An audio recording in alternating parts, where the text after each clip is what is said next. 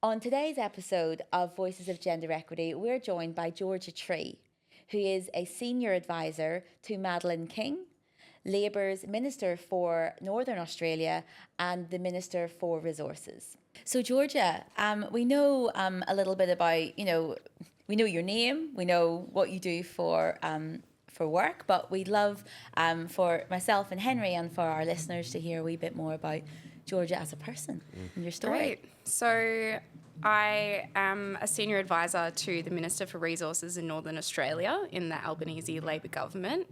I've worked in politics for nearly 10 years now, and worked on my boss's campaign before she got elected. So worked in opposition for a while, and we've been in government since, it's been nearly 2 years now, or just over 2 years.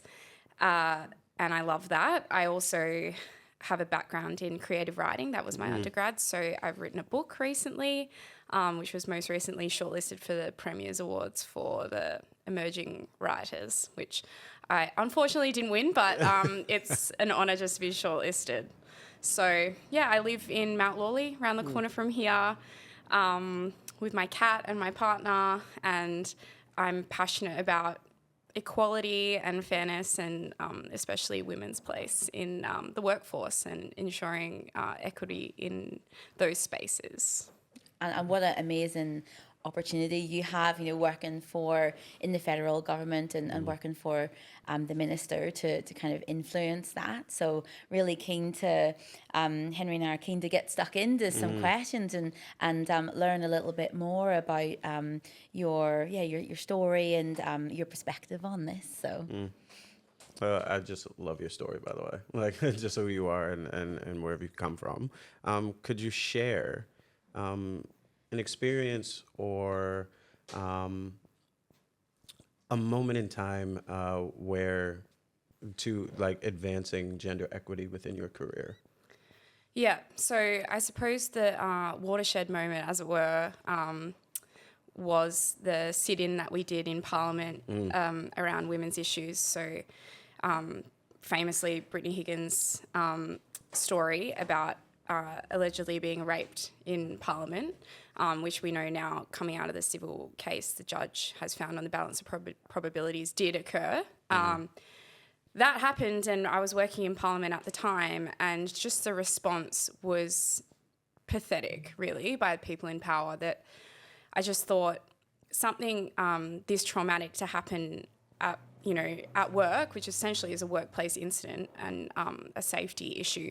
There was no pastoral care for young women and young people, vulnerable people in the building. There was no meeting, there was no staff, wraparound services to see if other people are okay, like whether it triggered their own experiences. There was just a real lack of care, really. And so I took from that and sort of started convening some of the young women who I knew and people who were interested, and we started talking about women's issues, and kind of had our own like guerrilla activist response to that happening. And Kate Jenkins had done her Respect at Work report not that long before that, and I know a colleague of mine who now works for the Minister for Women had pointed to that report and said, here's some things that we can do, and this is what we should be advocating for within the Labor opposition, things we could do in government. So that was sort of ongoing, and then the moment that spurred the sit-in, I suppose, was there was a story reported about Liberal staffers masturbating on a minister's desk, a female minister's desk. And I suppose that was just, the straw that broke the camel's back. Absolutely, yeah. It was just like, is that really how men in this building view women in power, especially like their own boss, who was a minister of the Crown? Absolutely not. Yeah. So, and it was such a cool moment. Unfortunately, members of the then government, like the Liberal staffers, they didn't attend, but it was Labor and Greens, which was like a good moment of unity, I suppose, for people. But yeah, I mean, I understood why other young women didn't attend, but I felt like they were happy with what we were doing anyway. I did reach out to a few of them. But it was such a nice moment for our staff to get together across the political divide, just to say, like, this is not okay, and we shouldn't be feeling like this in this building, which, you know, has such a high reputation. It's meant to be the safest building, you know, in the country. There's all this security that you have to go through to get in there. Why is this stuff happening inside? Wow, I'm getting like goosebumps just hearing about that. Can you just, for our listeners who maybe haven't heard about the sit-in, like what form did it take, and like you know, what was the reaction, and you know, how many people were there? And so essentially there was a lot of talk about the prayer room, and that there were so there's this room in Parliament that it's called the prayer room or meditation room, and there's long been stories about, people have sex in there, which, you know, I didn't even know where it was. And when we decided to do the sit-in in there, it was kind of like reclaiming the space. And actually my boss, the minister, she had participated in marches when she was at UWA about reclaiming the night around violence against women, and so she was very supportive about us, you know, reclaiming this space. But yeah, there was, I think the story at the time were there were some sexual experiences going on, and dalliances between some of the Liberal MPs and some young male staffers, and yeah, again, just that complete disregard for people's space and safety in the workplace to be doing that in these communal areas, and areas that are meant to be safe for people to reflect, you know. So essentially it got to boiling point, as I said, and that story about the masturbating on the minister's desk was, the turning point, and strong support from my boss. So generally, when the Labor caucus meets, the Liberal Party room meets, that's this time, and presumably the crossbench do some sort of meeting at this point, but the big parties all meet, and it's the one time where the staff definitely have time for themselves, while the boss definitely won't be there. So it's a good, you know, it's a nice space to network, and that's when you get to go for coffees with other people, and it's a good, it's just like a dedicated time purely to be a staff member, without, you know, having to, you know, work for your boss and have their eyes on you. I suppose in that case, I'm really lucky that I've got a really great boss, and she's very supportive of the things I do, but some people don't have that. And that's what's come out of the Jenkins review in terms of workplace bullying, and, you know, that's across the board, not necessarily gendered. But I thought caucus, that'll be a great time to do it, because people will be able to get out of their offices and do it without having to talk to their boss about it necessarily. So we did it during caucus, and I'd sort of sent out this email and posted in some of the staff and networks, and didn't really know how many people would be there. I was pretty nervous heading up there, you know, in the lift, and when we got in, and there was probably about 30 people there. We were packed, and the media had found out about it, so they were in there too. And I didn't really know what to do. We kind of sat down, and then my colleague Jacinta said, "Oh, you probably need to say something, G." And I thought, "Oh God, okay." And so I had an impromptu protest, really, and then ended up doing a press conference out the front, because the media actually weren't meant to be filming in private areas of Parliament House. So it was the story of the day, I suppose. I got photographed by Alex Ellinghausen for the Financial Review, which was career highlight, because he's an amazing photographer. It really touched people. I think even people working in the press gallery said, like, thank you for that, because so often the narrative is the public-facing narrative. It's the elected members who, you know, they tell the stories. They're the ones with the platform. They're the ones speaking in Parliament. They're the ones who we hear from, which absolutely that's their role in the democracy. But there were all these other stories behind that, and people in the workplace, like their staff with less power, going through these things, and no one had the voice to be able to put that out there. And so, it was a really unifying experience, I suppose, for all of us involved.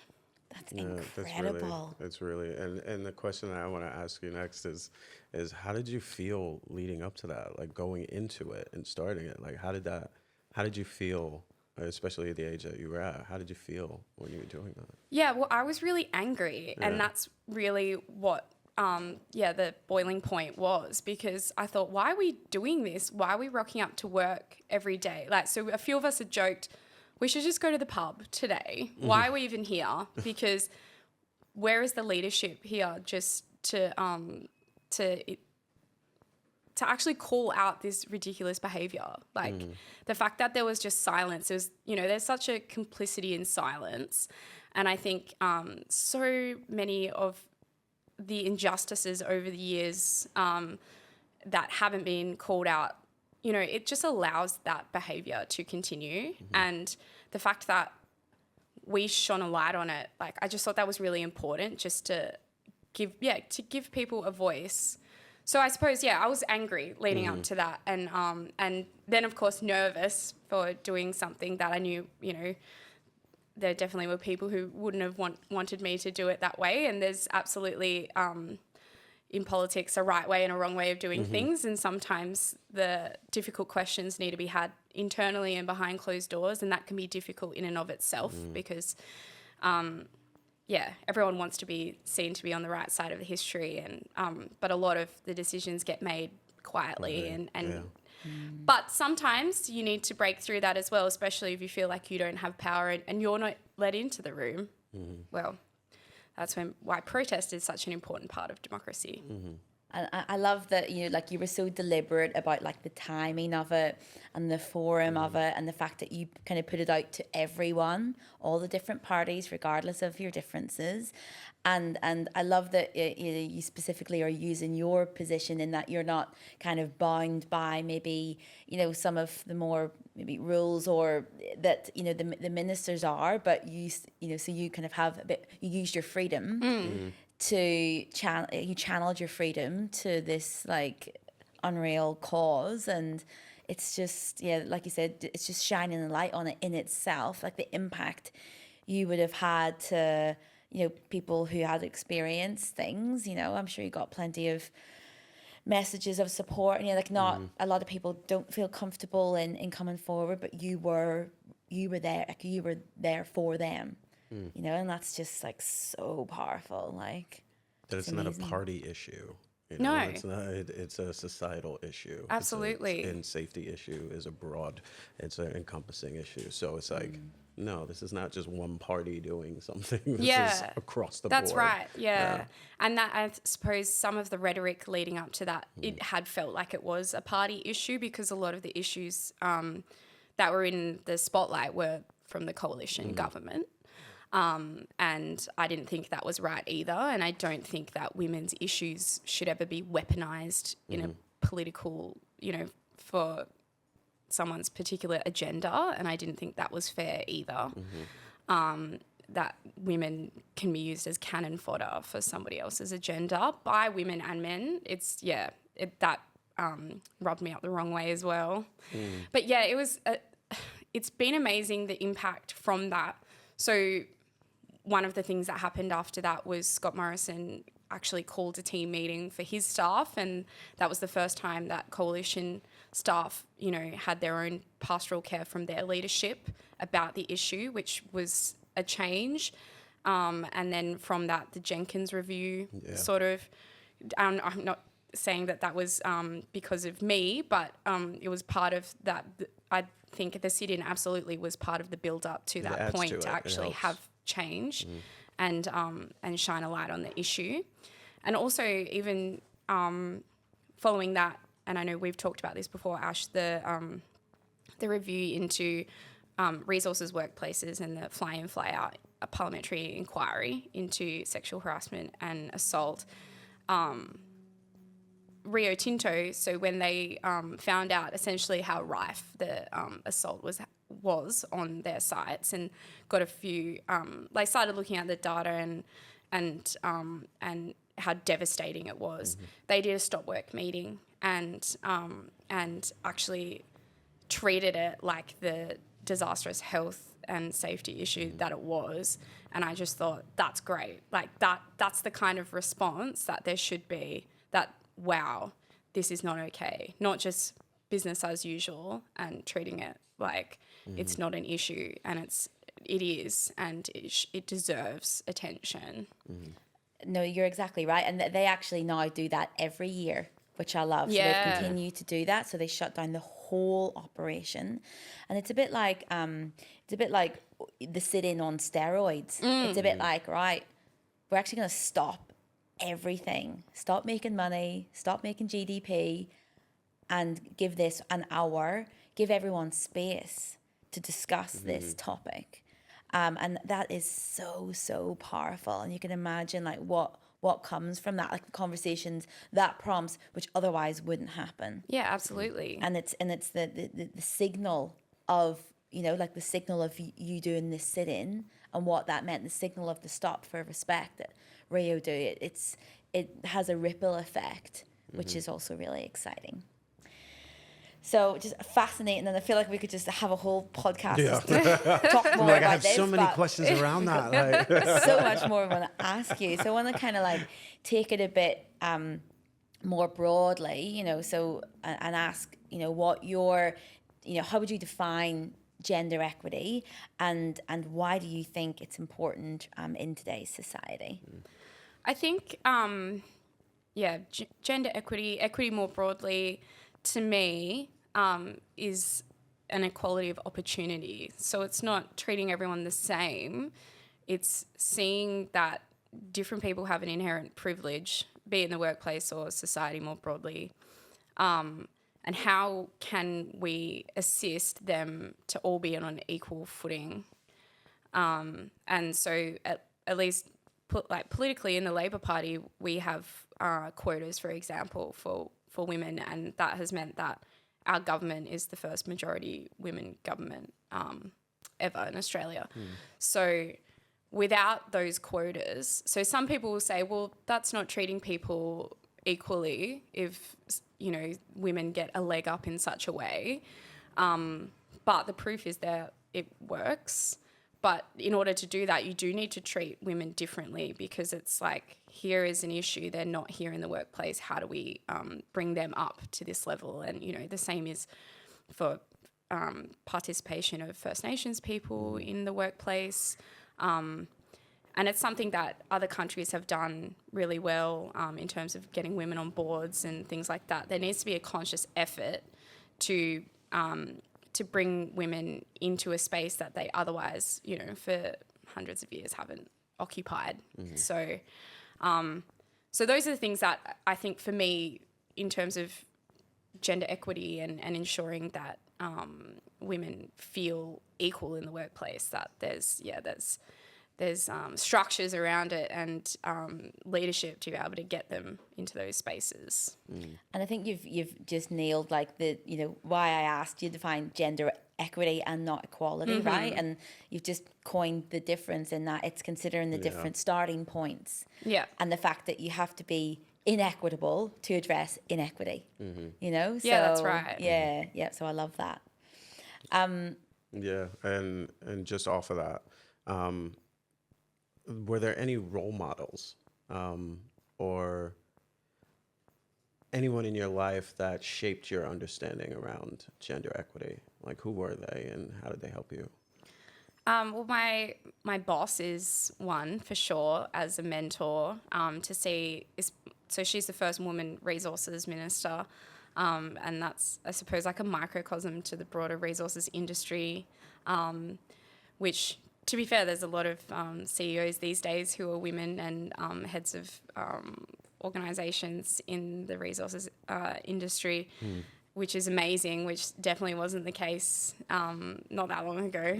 But yeah, she has absolutely been a mentor and an inspiration to me, and to see how she has played the politics game in a way and worked hard to get into a position where she can help other women, and she's really good at bringing other women up along with her, which I think is so important for people who are in those roles, and something that I've tried to do myself.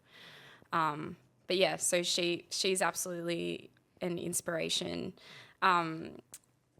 Christy Malthouse, so this is a bit off kilter. I wanted to be a sports commentator when I was little, and wanted to be a sports journalist. And Christy Malthouse was boundary rider, and just seeing her do her thing and allowing that thought to be, oh, that could be me one day. Because this was a time where women didn't play footy essentially, or you could, but you would be in a boys' team. And so I never grew up playing footy, even though I had such a passion for it.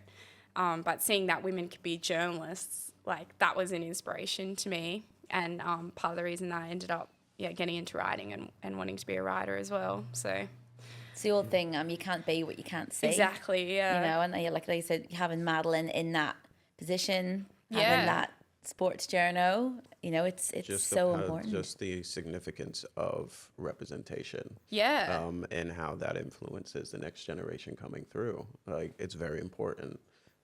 So it speaks to the investment of, so when they say, oh, they're just getting opportunities because, well, that might be the case, but it's about future generations really. And having representation in those areas is very important for that next step. So, you know.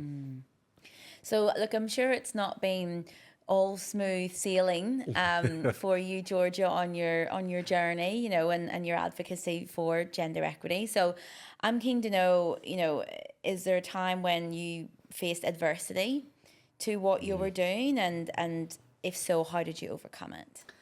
I think one of the things that at least came out of the sit-in terms of having attention on me, and then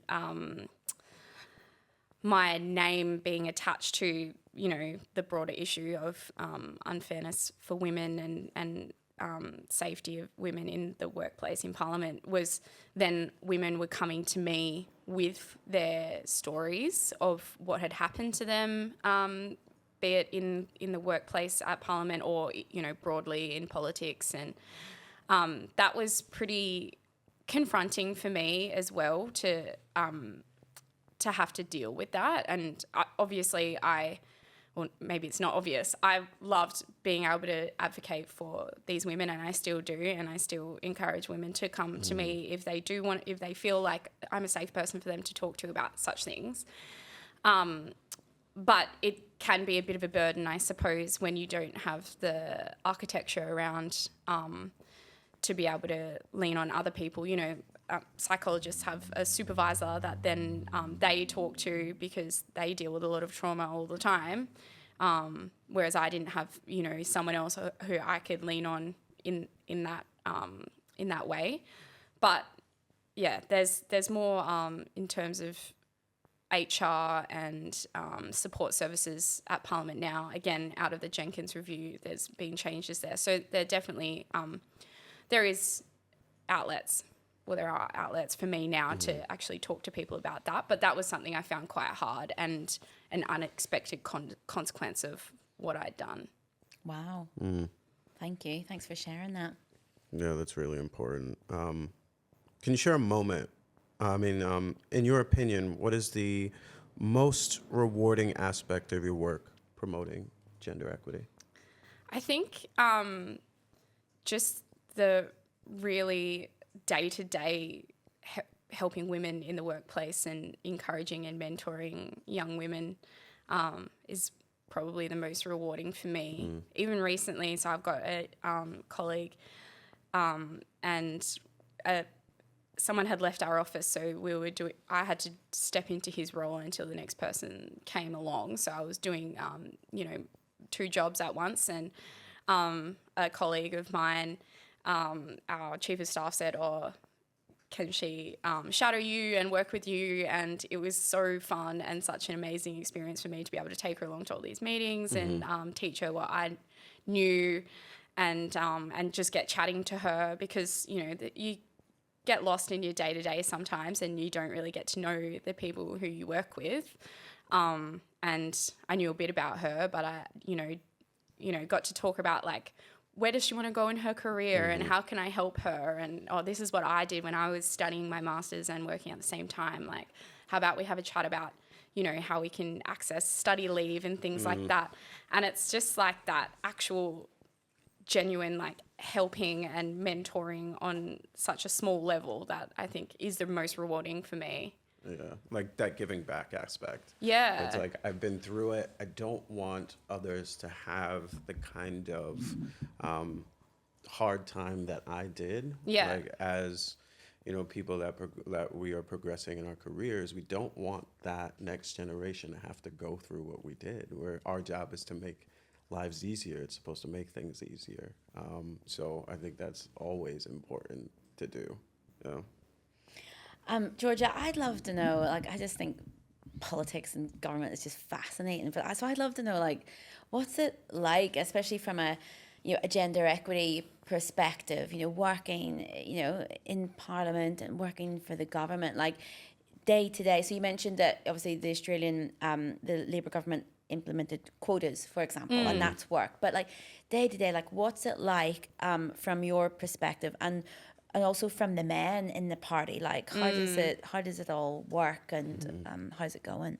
Yeah, it's it can be really tough. So it's gotten better, and as I said, there's little changes that I've seen, at least from an HR and pastoral care perspective. There's now training every year about workplace inclusion and diversity and respectful workplaces, which was definitely missing at the beginning of my career in politics, which is a positive change. And they've actually changed the sitting hours to be more family friendly. So before,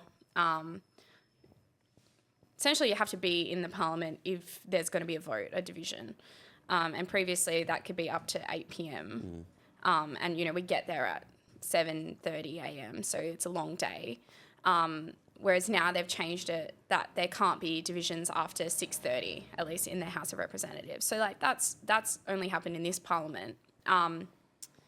So there are positive changes, but yet again, I have heard feedback from others, staffers who are, you know, so a friend of mine recently had her first child and, you know, went through maternity leave and came back, and I'd seen her in Parliament.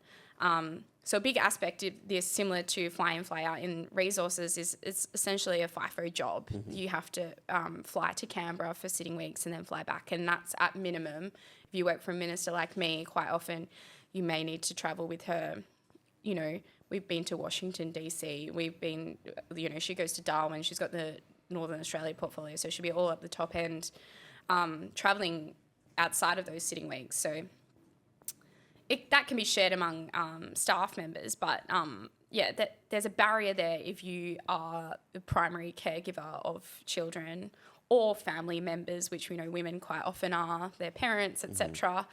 That can be a barrier for women staffers. And so I digress, but I spoke to my friend who had her first child, and then she ended up leaving, and she just said, look, it's a great place, I suppose, if you're an MP and you have kids, but as a staff member with a baby, I can't do it. And so she's not doing it anymore. So there's still that intrinsic, you know, women having to take the brunt of, you know, rearing a child, and therefore facing the career consequences that potentially men, at least in the broad, don't have to. For sure. And, you know, what you're saying, just obviously at the end of the day, like, the Australian government is an employer. Yeah. It's like kind of any other workplace. So I'm happy to hear, you know, about the quotas and the impact. I'm happy to hear about the change. And we were just talking before we started recording the podcast about just little things like changing the time of meetings to be just a bit more inclusive can have a big impact. And the fact that, you know, women still do carry the unfair load of unpaid caring work, but also domestic work. Yeah. You know, so something which we're trying to work on at CGE is how do we get more men's engagement in that, so that there's not more of your friends leaving workplaces because of that barrier, like, you know, in this day and age, you know, and the ripple effect of that. So now, you know, your friend's not impacting in her role, and the employer's missed out, and she's missed out, and, you know, more society's missed out. Like, it's a lose. So how can we kind of turn that around? Yeah. You know, I do think the take up of video conferencing and, you know, Teams meetings and Zoom, etc., as much as we might groan when we have one, but that has really opened up, you know, people being able to work from home and flexible work hours and things like that, which I think is a really positive change. Yeah.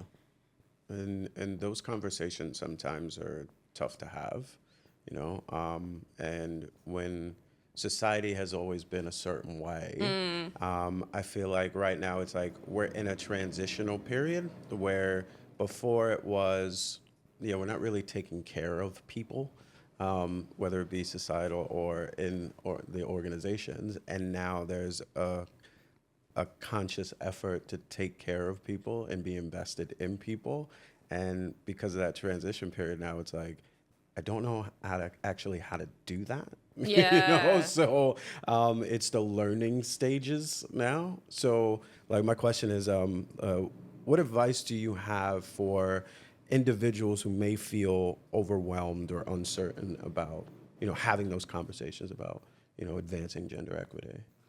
Yeah, I suppose it's such a big part of it is actually listening to what people need. So if it's women you work with, or if you're a manager and it's women who work for you, or whatever the context, I suppose, sometimes it's just as easy as, what do you need from me? Yeah. And they might not have known how to articulate that. And then maybe it is, look, I'm going to get stung if I don't pick my child up at 5, because, you know, childcare ends up, you know, fining you for however many minutes you're late. That's just a hard deadline for me. It doesn't mean that I'm not committed to my job. And, you know, I'll happily make up that time when I get home from picking up my child. But that's just a boundary that I need to keep my life ticking along. Or I need, a bit of compassion because I'm caring for my elderly mother, etc. Those kind of things that sometimes men in positions of power or even colleagues don't get because they've never been in that situation to have to do that. You know, as we know, like women, I think the latest gender report card said that, you know, women on average earn 20% less, like after, I'm butchering this probably. It's like one of those, like anyone can make up a statistic and you're like fact it sounds check right. later. Yeah. you're right. It's the gender pay gap's about 21% nationally. And like, but they're, you know, before children, it's like the same. And then as soon as women have children, it's like they're on the, you know, back foot from the get-go. Whereas in most cases, men can continue their career trajectory without it changing. That's right. So it's just that, like, listening and empathy and compassion to other people's situations, just because yours might not be like that. I remember even when I first started in the workplace and seeing someone else with a flexible working arrangement and thinking, oh, you know, I grew up in a single parent situation and my dad never took a day off work, you know, for me. And sort of maybe even begrudging someone having a different situation because it's like, well, I never had, you know, and I think that is sometimes this gripe by maybe people who've been in the workplace longer, like, oh, it wasn't like that, you know, back in my day. But it's like, we should be happy that it's better for people now. We should be grateful that we have the opportunity for these flexible arrangements, because it might have meant that this person wasn't even in the workforce back in the day. That's right. You know, just because some people made it work. It's a good thing, and these changes are a good thing, and I think it's something to be embraced by people in the workplace, not pushed against. Yeah, I totally agree. And we do hear of, you know, unfortunately, some of the similar feedback that there are some people who are blocking this amazing kind of movement which is happening at the minute. So if you're listening to this podcast and that's you, just do better. Yeah. And I love what your idea of people in positions of power actually creating a space to to have that discussion about what someone needs. This very similar thing actually came up at one of our recent deep dive events with the gender equity leads from our member organisation. So South 32, a mining company, on the flexible working side of things, they've actually got a pre-populated email for employees to ask for flexible working. And just thought like that's Great. really Yeah. cool, like that's really practical, because some people might feel awkward about it or don't know how to approach it. So by them providing this standard company template to ask your leader for it, I just love that. Like it's such a practical tool which would definitely empower more people to work flexibly than would otherwise. Absolutely. Well, so much of it is culture as well, because Yeah. you can have these tools, but if no one's using it and you see, well, your manager never has a day working from home, so I better not do it because I'm going to look lazy or whatever. I've heard about that in many workplaces. Same with accessing EAP or, counselling services. Oh, well, it's there, but I don't want to do it and then be the only one doing it. And it's, a drain on the company's finances, or they think that I'm not capable of doing my job. Like that is all leadership, and that comes from the top. Like you need to see that your boss is genuinely engaging with the flexible work movement rather than doing it as a tick box exercise, because otherwise you're just not going to access those services. 100%. And that's another thing we talk a lot about is people like CEOs need to lead by example on this, because if you're not doing that, it sets the tone for everyone else. Yeah, that's right. I want to just ask one kind of closing question for you, Georgia, and that is, looking ahead, what personal goals or aspirations do you have, on your journey as an advocate for gender equity? Yeah, great question. I suppose there's no one goal. I think it's, and touching on what I was saying before about, what small impact we can have in our own workplaces, is just to see the women around me grow and see their careers grow and help them along their journey, and just try and be a positive influence in whatever workplace or whatever network I find myself in along my journey. And just support the women around me to do the best that they can do. It's like that ripple effect absolutely. concept, isn't it? And that's like, if everyone could have that mindset, like imagine the broader impact that we could have. Like the mind just boggles. So thank you so much for coming in today. I think we're going to have to invite you back, because I want to do like... There's so many other questions that I have. We're going to have to invite you back. Part 2. This is part 1. Part 2 will come in the future, because there's so much more that we want to ask you. But thank you so much for sharing those real and raw insights into your journey onto gender equity. Thank you. My pleasure. So that concludes another episode of Voices of Gender Equity, the real and raw conversations.